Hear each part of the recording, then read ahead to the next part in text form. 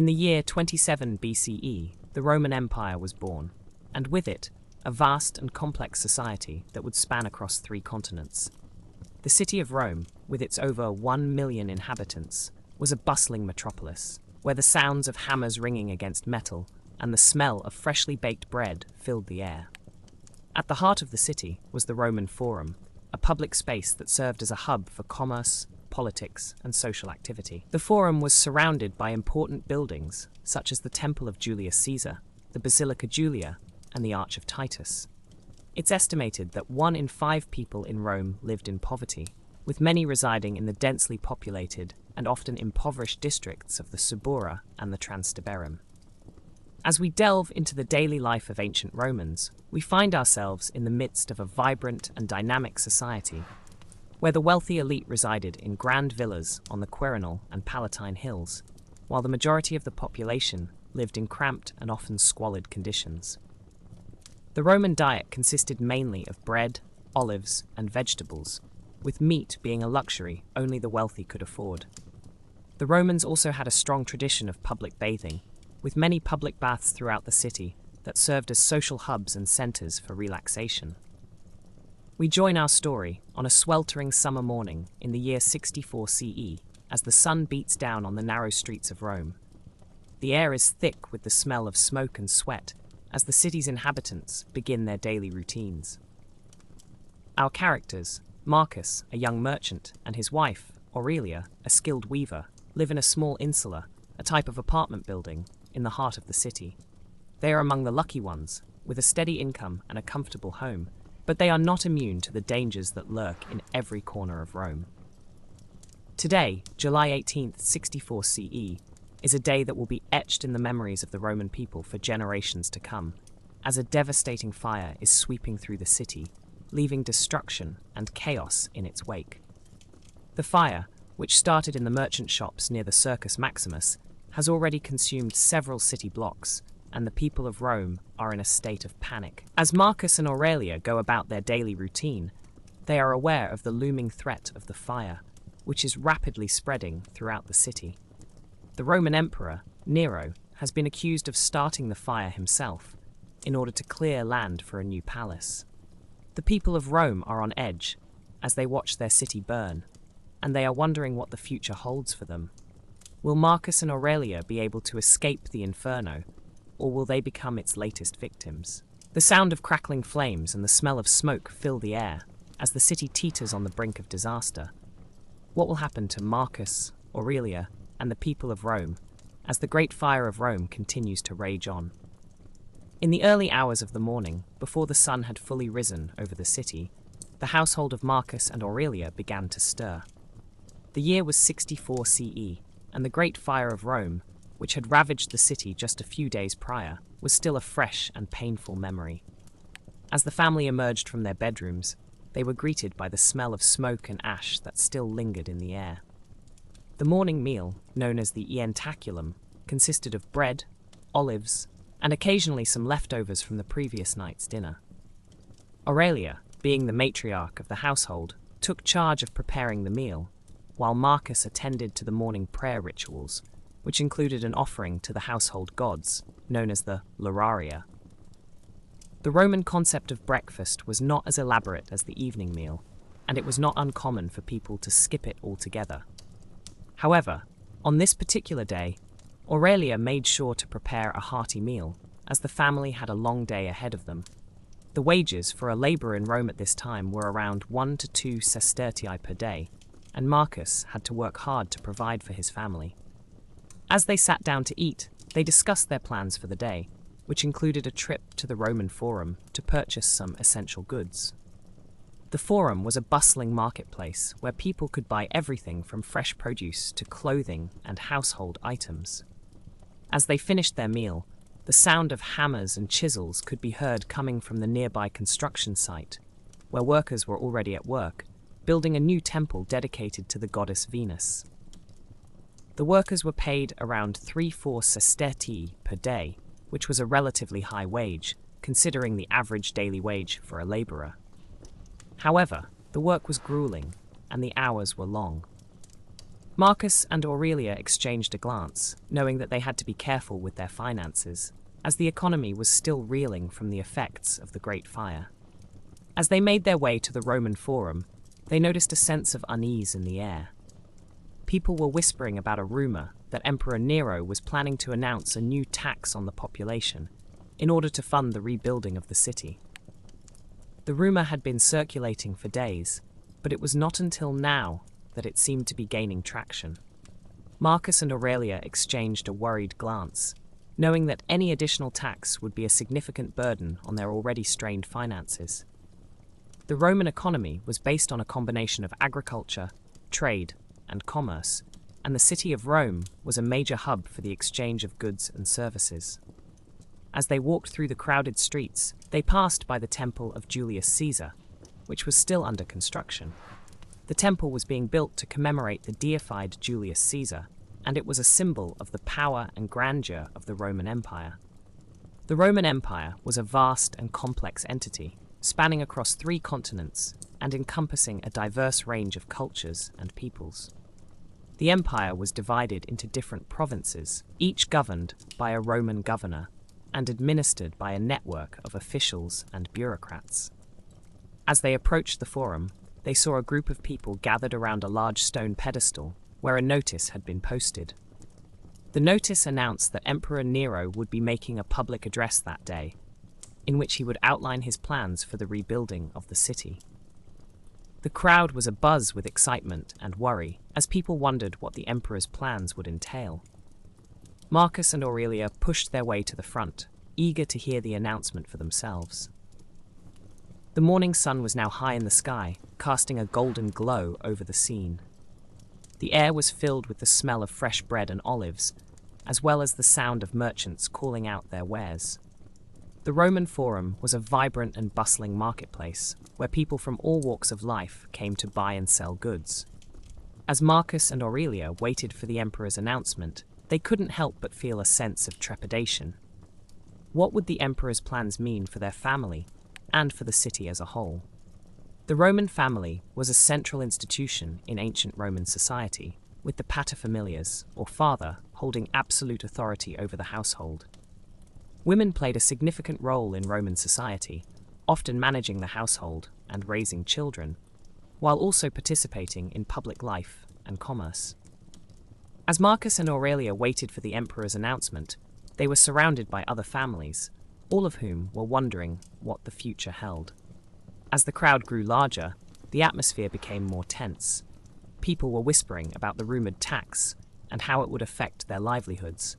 Marcus and Aurelia exchanged a nervous glance, knowing that they had to be prepared for anything. The Roman system of government was based on a combination of monarchy, aristocracy, and democracy, with the emperor serving as the supreme authority and the Senate and assemblies playing important roles in the governance of the empire. The waiting seemed to drag on forever, but finally the emperor's herald appeared, followed by Nero himself. The emperor was known for his extravagance and love of luxury, and his appearance did not disappoint. He was dressed in an elaborate robe, adorned with precious gems and gold. As he began to speak, the crowd fell silent, eager to hear his words. "My dear citizens of Rome," Nero began, his voice booming across the forum, "I stand before you today, in the aftermath of the Great Fire, to announce my plans for the rebuilding of our beloved city." The crowd listened intently as Nero outlined his vision for a new Rome, one that would be even greater and more magnificent than before. However, as he spoke, it became clear that his plans would come at a great cost, and the people of Rome would be expected to bear the burden. As the emperor finished speaking, the crowd erupted into a mixture of cheers and jeers. Marcus and Aurelia exchanged a worried glance, knowing that the road ahead would be difficult. The Roman economy was already strained, and the additional tax would only add to the burden. They knew that they had to be careful, and that they would have to make sacrifices in order to survive. The morning had started out like any other, but it had quickly turned into a day of uncertainty and worry. As Marcus and Aurelia made their way back through the crowded streets, they couldn't help but wonder what the future held. The Roman Empire was a vast and complex entity, and the city of Rome was a major hub for the exchange of goods and services. However, the empire was also facing many challenges, including economic strain and social unrest. As they walked, the sounds of the city surrounded them, the clanging of hammers, the chatter of the crowd, and the wailing of babies. The smell of smoke and ash still lingered in the air, a reminder of the great fire that had ravaged the city. Marcus and Aurelia knew that they had to be strong, and that they had to face the challenges ahead with courage and determination. The day was still young, but it had already been filled with uncertainty and worry. As Marcus and Aurelia returned to their home, they couldn't help but feel a sense of trepidation. What would the future hold, and how would they survive the challenges that lay ahead? Only time would tell, but for now, they had to focus on the present and on making it through the day. As they entered their home, they were greeted by the warm glow of the sun, which was now streaming through the windows.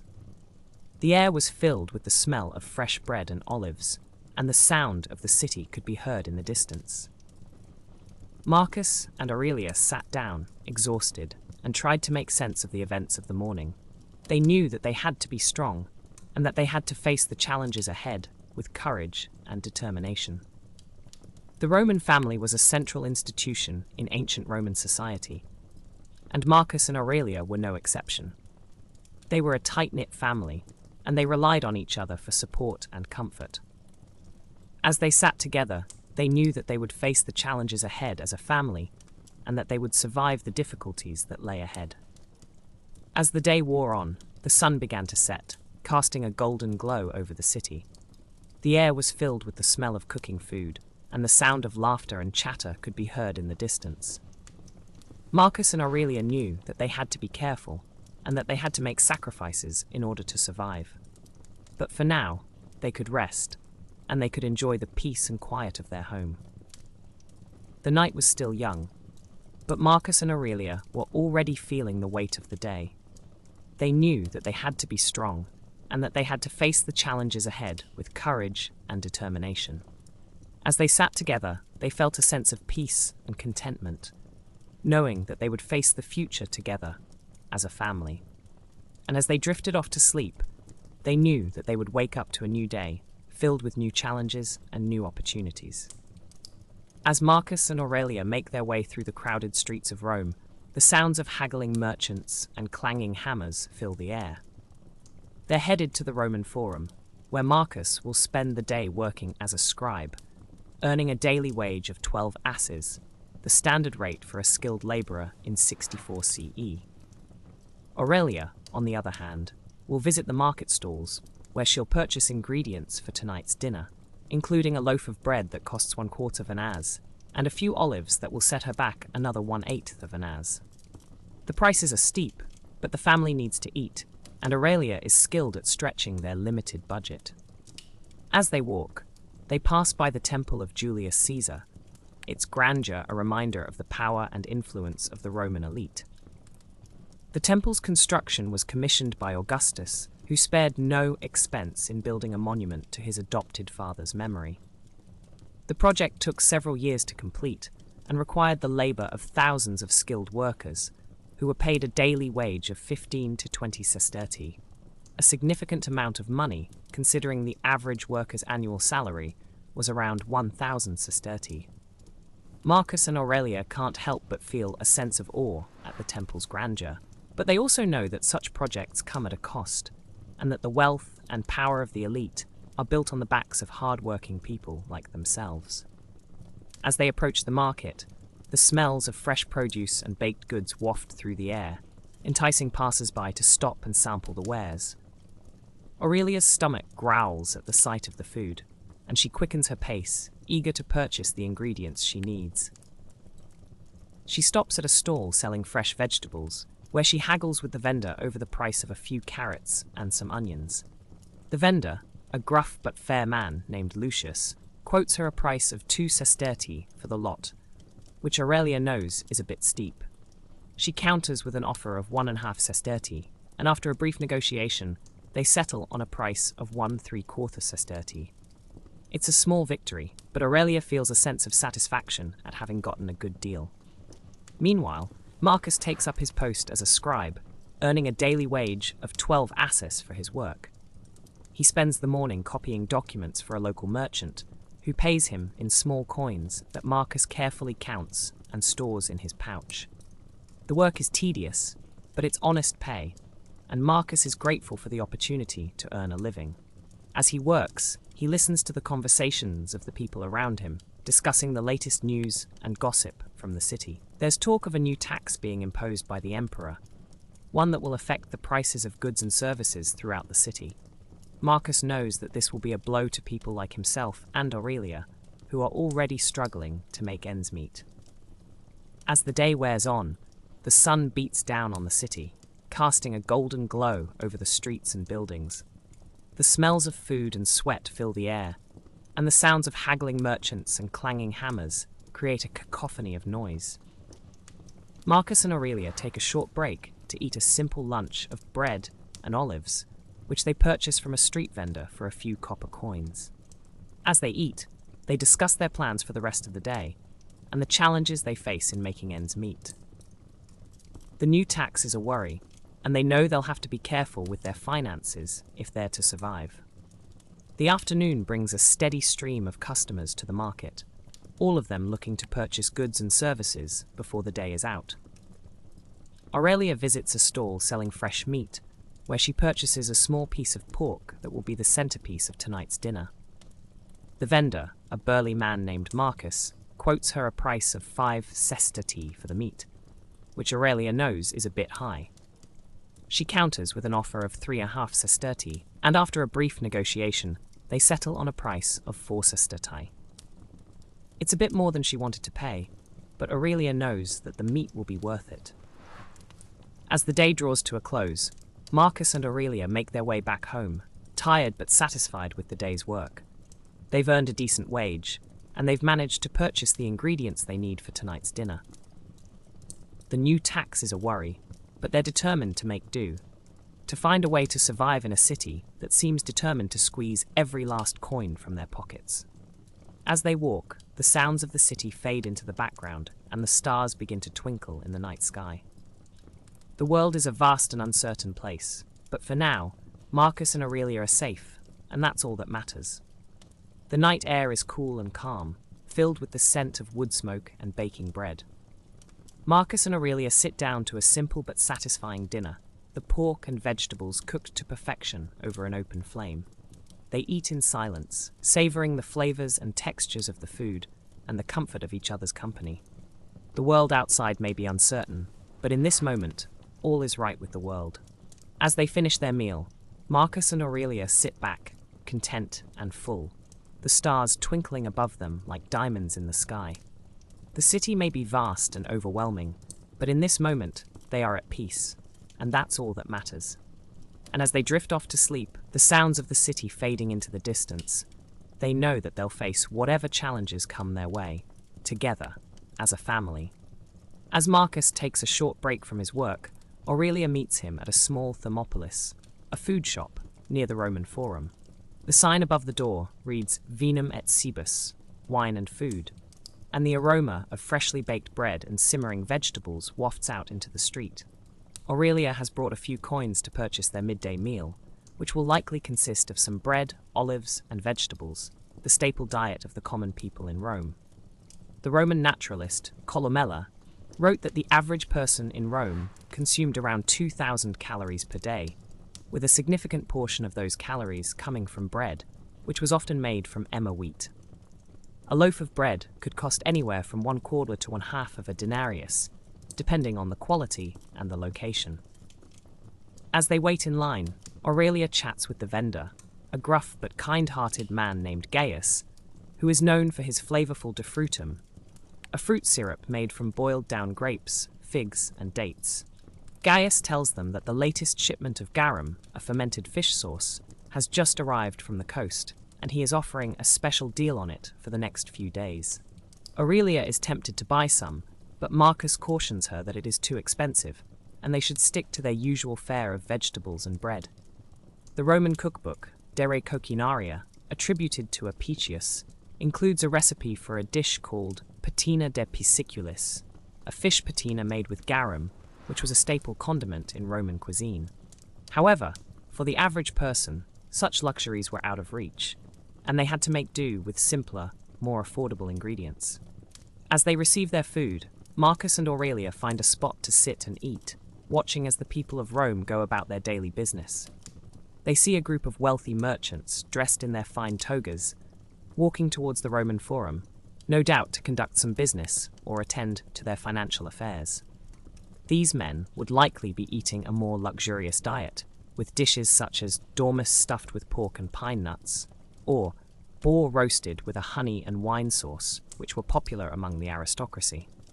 The Roman gourmet, Apicius, wrote that the best dormice were those that were fed on acorns and nuts, and were then stuffed with a mixture of pork, pine nuts, and spices before being roasted. However, such delicacies were far beyond the reach of the common people, who had to make do with simpler, more humble fare. As they eat, Aurelia mentions that she has heard rumors of a new tax being imposed on the people of Rome, which would further strain their already tight budget. Marcus is concerned, as this would mean that they would have to make even more sacrifices in order to make ends meet. The Roman historian, Tacitus, wrote that the Roman emperor, Nero, was known for his extravagance and love of luxury, and that he often imposed heavy taxes on the people of Rome in order to fund his projects. The Roman economy was heavily dependent on agriculture, trade, and commerce, and the Roman government played a significant role in regulating these activities. The Roman Empire was divided into different provinces, each governed by a Roman governor and administered by a network of officials and bureaucrats. The Roman military was a powerful and well-organized force, with a strong tradition of discipline and loyalty. As they finish their meal, Marcus and Aurelia decide to take a walk through the Roman Forum to see if they can gather any more information about the rumored tax. As they stroll, they notice a group of people gathered around a makeshift stage where a performer is juggling and doing acrobatics. The crowd is cheering and clapping, and Marcus and Aurelia join in, enjoying the entertainment. The Roman poet, Juvenal, wrote that the people of Rome were fond of public entertainment, and that they would often gather to watch performances such as this. The Roman government also provided public entertainment, such as gladiatorial contests and animal hunts, which were popular among the people. However, these events were often expensive to attend, and the common people had to be careful with their finances in order to enjoy them. As they watch the performance, Marcus and Aurelia are approached by a friend, Lucius, who is a scribe and works for one of the wealthy merchants in Rome. Lucius tells them that he has heard rumors of a new law being passed, which would restrict the sale of certain foods to the common people. Apparently, the wealthy elite are trying to hoard the best food for themselves, and are using their influence to pass laws that would limit the access of the common people to these foods. The Roman statesman, Cicero, wrote that the Roman Republic was founded on the principles of justice and equality, but that the reality was often far from this ideal. The Roman system of government was based on a combination of monarchy, aristocracy, and democracy, with the emperor serving as the supreme authority, and the Senate and assemblies playing important roles in the governance of the empire. Marcus and Aurelia are concerned, as this would further exacerbate the already difficult situation of the common people in Rome. They realize that they are not just fighting for their own survival, but also for the rights and dignity of the people around them. The Roman historian, Suetonius, wrote that the Roman emperor, Augustus, was known for his wisdom and justice, and that he worked to improve the lives of the common people in Rome. However, the reality was often far from this ideal, and the common people had to struggle to make ends meet in a system that was often stacked against them. As the performance comes to an end, Marcus and Aurelia continue their walk, discussing the latest developments and wondering what the future holds for them and the people of Rome.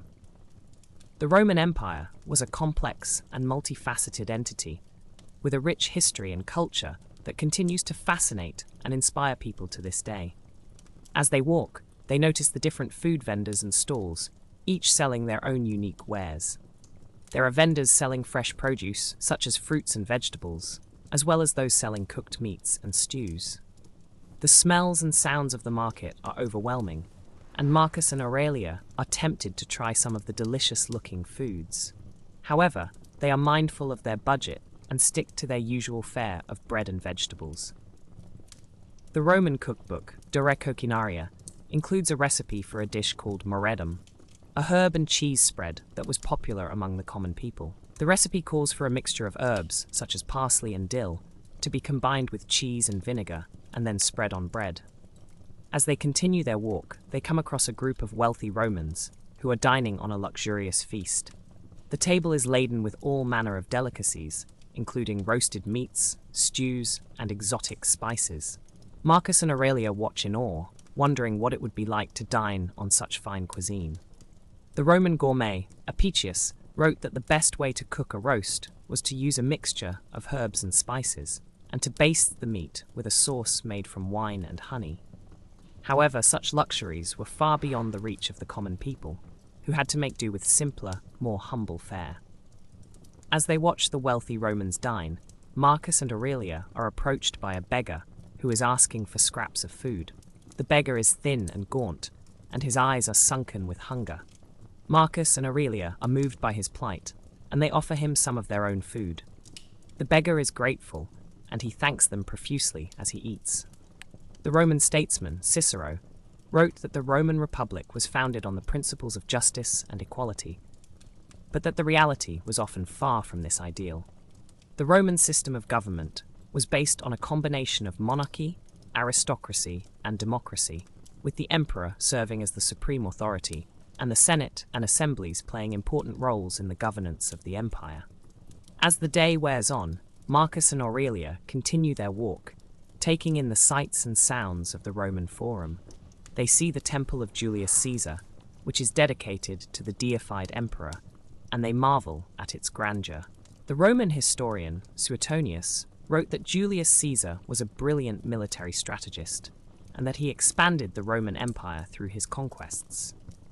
However, his assassination led to a period of instability and power struggles, which ultimately resulted in the rise of the Roman Empire under the rule of Augustus. As they approach the temple, they notice a group of priests who are performing a ritual sacrifice. The priests are dressed in their ceremonial robes, and they are chanting and singing as they perform the ritual. Marcus and Aurelia watch in fascination, wondering what the ritual is for. The Roman statesman, Cicero, wrote that the Roman Republic was founded on the principles of justice and equality, but that the reality was often far from this ideal. The Roman system of government was based on a combination of monarchy, aristocracy, and democracy, with the emperor serving as the supreme authority and the Senate and assemblies playing important roles in the governance of the empire. As the ritual comes to an end, Marcus and Aurelia continue their walk, taking in the sights and sounds of the Roman Forum. They see the Basilica Julia, which is a large public building that serves as a court and a marketplace. The Roman historian, Tacitus, wrote that the Basilica Julia was built during the reign of Augustus, and that it was one of the most impressive buildings in Rome. However, the reality was often far from this ideal, and the common people had to struggle to make ends meet in a system that was often stacked against them. As the day wears on, Marcus and Aurelia make their way back to their apartment, tired but fulfilled from their day out. They reflect on all that they have seen and experienced, and they wonder what the future holds for them and the people of Rome. The Roman Empire was a complex and multifaceted entity with a rich history and culture that continues to fascinate and inspire people to this day. As they settle in for the night, Marcus and Aurelia are surrounded by the sounds and smells of the city, and they feel grateful to be a part of this vibrant and dynamic community. The Roman statesman, Cicero, wrote that the Roman Republic was founded on the principles of justice and equality, but that the reality was often far from this ideal. However, despite the challenges and struggles, the people of Rome persevered, and their legacy continues to inspire and fascinate people to this day. As the sun reached its zenith, casting a warm glow over the Roman Forum, the air buzzed with the chatter of merchants and citizens alike. The Forum, the nucleus of Roman life, was alive with the fragrance of fresh bread and the sharp tang of olive oil. Here, amidst the bustling throngs, Aurelia weaved her way through the crowd, her heart racing with anticipation. She clutched a small bundle of cloth, her recent purchases secured tightly against her side. "Have you heard?" A voice pierced the din. It was Tullius, a familiar face from the neighborhood, leaning against a stone column. His tunic was rumpled, evidence of a long day spent in the market. "They say they're looking to impose a new tax. Another one. Can you believe it?" His eyes darted around, as if fearing the walls themselves might overhear. Aurelia halted, curiosity piqued. "What sort of tax?" she inquired, her voice barely above a whisper, though the urgency of her question was palpable. "Something about the wealth of the aristocrats," Tullius replied, glancing over his shoulder. "Emperor Nero's men claim it's to fund the reconstruction after the fire, but I say it's just another way to squeeze the common folk." He scoffed, his disdain evident. The great fire of Rome still lingered in the minds of its citizens, a macabre backdrop to daily life. It had raged through the city in the summer of 64 CE, leaving entire neighborhoods in ashes and thousands homeless. Many still mourned the loss of loved ones. Tacitus estimated nearly 300 lives claimed by the flames, and the scars of the devastation were still fresh. Aurelia could not help but recall the desperate cries of those who had lost everything, their faces marked by grief as they stumbled through the charred remnants of their homes. "Have you heard about the man they executed?" Tullius continued, his voice dropping to a conspiratorial tone. "A certain Lucius, accused of plotting against the emperor. They say he was caught with a band of conspirators near the Palatine Hill, planning to overthrow Nero." His words hung in the air like a dark cloud, heavy with implications. "An execution?" Aurelia echoed, her pulse quickening. "Do they have proof, or is it merely suspicion?" The political atmosphere was thick with fear, and the ever-watchful eyes of the Praetorian Guard made even the boldest hesitate. "Proof or not," Tullius replied, shaking his head, "the emperor has no qualms about silencing dissent. Remember what happened to Seneca? He was forced into exile, just for speaking against Nero's excesses." Aurelia felt a chill run down her spine. The stories of those who had vanished, their fates sealed by the whims of the emperor, were all too common. The power of the state loomed large, and the fear was palpable. As she listened to Tullius, she realized that the new tax was not merely a burden, but a means of consolidating power, Nero's way of tightening his grip on the populace through economic strain. "Don't let them hear you speak like that," Aurelia cautioned, glancing around. "You know how they punish treason. Speak too loudly, and you might find yourself sharing Lucius's fate." "Ah, but what choice do we have? If we don't talk, we're as good as dead."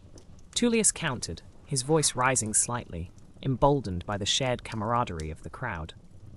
"Besides, it's not just Lucius. There's been talk of the Senate growing restless. They're not pleased with Nero's extravagance. They whisper of a return to the Republic." Aurelia felt a flicker of hope at the mention of the Republic, a system of governance that had allowed for a measure of representation, though she knew it was but a distant memory. The reign of Augustus, the first emperor, had transformed the political landscape, and the days of shared power were long gone. The Senate's whispers were often drowned out by the clamor of the imperial court, and the thought of rebellion felt as distant as the stars. "Whispers don't bring change, Tullius," she replied, shaking her head. "A few disgruntled senators won't overthrow an emperor who has the legions at his back." "True enough," he conceded, his shoulders slumping slightly. "But perhaps they could rally support among the people. If the merchants unite." Aurelia's attention shifted as she noticed a cluster of women nearby, their heads bent together in animated conversation. She approached, drawn in by the urgency of their voices. "Have you heard of the plague?" one woman whispered, her tone laden with dread. "It's spreading through the city, they say. Just last week, a family in the Subura, all of them dead within days." The Subura, a densely populated district, often bore the brunt of disease and poverty. It was said that the cramped insulae, with their dark alleys and unsanitary conditions, were breeding grounds for illness. Aurelia felt her stomach drop at the thought of the plague, which had claimed countless lives in other parts of the empire. "Plague? What symptoms?" Aurelia pressed, her heart racing. She had seen the toll it took in other cities, where suffering was writ large on every face. Buboes, fever, the blackening of the skin, death comes swiftly, the woman replied, her eyes wide with fear. Some say it's a punishment from the gods, others believe it's a curse from the Christians. The mention of Christians sent a shiver down Aurelia's spine. The growing sect had already been scapegoated time and again, their beliefs misunderstood and vilified. Nero's persecution of Christians had escalated since the fire. They were blamed for the disaster, and rumors of their torture and execution filled the streets. "Let's not speak of such things," another woman interjected, casting a wary glance around. The guard might be listening. The tension was palpable, and Aurelia felt the weight of the world pressing down on her shoulders. The threat of plague, the fear of political retribution, and the ever-present shadow of economic hardship loomed over the people of Rome. She turned back to Tullius, her mind racing with the implications of their conversation. "Perhaps we should find Marcus," she suggested, her voice steadying. "He will want to hear this news. If there is any truth to the rumors, we need to prepare." "Good idea," Tullius replied, pushing away from the column. "I'll join you. We can't let this pass us by." As they made their way through the throngs, Aurelia's thoughts swirled like the dust beneath their feet. The fear that gripped the city was not just a passing shadow, it was a storm, gathering strength. She could feel the fabric of their lives fraying at the edges, the uncertainties of tomorrow threatening to unravel everything they held dear. In the distance, the grand facade of the Temple of Julius Caesar loomed, a solemn reminder of the past glories of Rome. The echoes of history whispered through the streets, a cacophony of voices that spoke of power, tragedy, ambition, and the relentless march of time. Aurelia took a deep breath, steeling herself for whatever awaited them. They would need to face this together. Whatever the future held, they were bound by the trials of their days. And as the sun began to dip towards the horizon, casting long shadows across the forum, Aurelia knew that change was coming. The air was thick with uncertainty, and the choices they made now would determine the course of their lives, and perhaps the fate of Rome itself. As the day drew to a close, Marcus and Aurelia made their way back to their insula, the narrow streets of Rome growing darker and more treacherous with each passing moment. The mortality rate in this era was a stark reality, with an average life expectancy of just 25 years, and the couple couldn't help but feel a sense of unease as they navigated the crowded alleys. They had heard stories of the dangers that lurked in the shadows at night, from the cut-purses and thieves that preyed on unsuspecting travelers to the risk of fire that seemed to always be present in the densely packed city. As they climbed the stairs to their small apartment, Aurelia couldn't help but think about the meager possessions they owned, a typical household in this era having only a few pieces of furniture, some cooking utensils, and perhaps a few worn clothes. They had a small table, a couple of chairs, and a pallet for sleeping, but that was about it. The average household in Rome had a mere 10 to 15 items of furniture, and the couple was no exception. The weight of their poverty was a constant presence, a reminder of the struggles they faced every day. As they entered their apartment, Marcus began to light the candles, the flickering flames casting eerie shadows on the walls. The air was thick with the smell of smoke and cooking oil, a constant reminder of the fires that had ravaged the city just a few years ago. The Great Fire of Rome, which had occurred in 64 CE, had left deep scars on the city, and the couple couldn't help but feel a sense of unease as they settled in for the night. The fire had destroyed much of the city, leaving thousands homeless and destitute, and the couple knew that they were lucky to have a roof over their heads. Aurelia began to prepare a simple meal, boiling some vegetables and bread in a pot over the small fire that Marcus had lit. The average daily caloric intake in this era was around 2,000 calories, and the couple was lucky to have access to a steady supply of food. As they ate, they talked about their day, discussing the rumors of a new tax that Nero was planning to impose on the city. The emperor's power was absolute, and the couple knew that they had no choice but to comply with his demands. As the night wore on, the couple's conversation turned to the dangers that lurked outside their door. The crime rate in Rome was high, with an estimated 10 to 15% of the population involved in criminal activity. The couple had heard stories of robberies, assaults, and even murders, and they knew that they had to be careful. They locked their door, a simple wooden affair with an iron latch, and settled in for the night, trying to rest despite the sounds of the city that filtered in through the thin walls. As they lay on their pallet, Marcus couldn't help but think about the disease vectors that were present in the city. The Roman Empire was a breeding ground for diseases, from malaria to smallpox, and the couple knew that they were always at risk. The mosquitoes that bred in the city's many waterways were a constant nuisance, and the couple had heard stories of the devastating effects of the diseases that they carried. The mortality rate from malaria alone was staggering, with some estimates suggesting that up to 30% of the population died from the disease each year. Despite the dangers and hardships that they faced, the couple found comfort in each other's company. They had been married for several years, and their love for each other had only grown stronger with time. As they drifted off to sleep, they knew that they would face another day of struggles and challenges, but they also knew that they would face them together. The city outside their door was a harsh and unforgiving place, but in their small apartment, they had found a sense of peace and security. As the night wore on, the sounds of the city grew fainter, and the couple's breathing slowed. They were just two of the millions of people who lived in Rome, but in this moment, they were alone, lost in their own little world of love and struggle. The historical reality of their time and place was a harsh one, but in their small apartment, they had found a sense of warmth and humanity that would sustain them through the darkest of times. The darkness outside their door was absolute, a reminder of the dangers and uncertainties that lay ahead. But in their small apartment, the couple had found a sense of light and hope, a sense of purpose that would carry them through the trials and tribulations of their daily lives. As they slept, they knew that they would face another day of struggles and challenges, but they also knew that they would face them together, as a team, as a family. The last thing that Marcus remembered before falling asleep was the sound of Aurelia's gentle breathing, a soft rustling of the fabric of her tunic as she shifted in her sleep.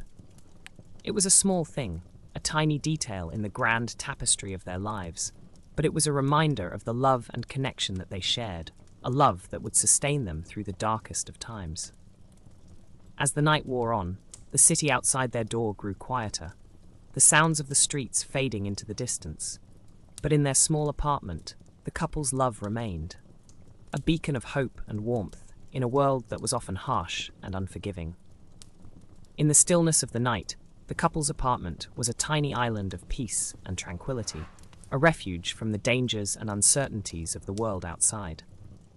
The historical reality of their time and place was a complex and multifaceted thing, full of contradictions and challenges. But in their small apartment, the couple had found a sense of simplicity and clarity, a sense of purpose that would carry them through the trials and tribulations of their daily lives. As they slept, they knew that they would face another day of struggles and challenges, but they also knew that they would face them together, as a team, as a family.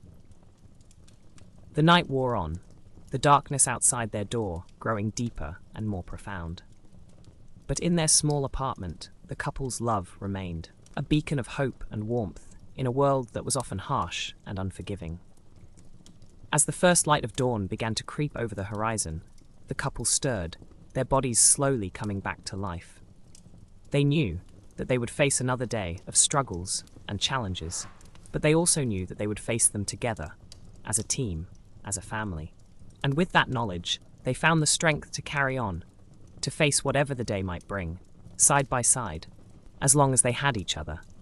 As the night deepens, the city of Rome transforms into a realm of shadows and silence. The narrow streets, once bustling with activity, are now dimly lit by flickering torches, casting eerie shadows on the walls. The only sounds are the distant clangs of hammering on metal, the murmur of hushed conversations, and the occasional barking of dogs. Marcus and Aurelia, exhausted from the day's events, try to rest, but their minds are preoccupied with the looming tax and the uncertainty of their future.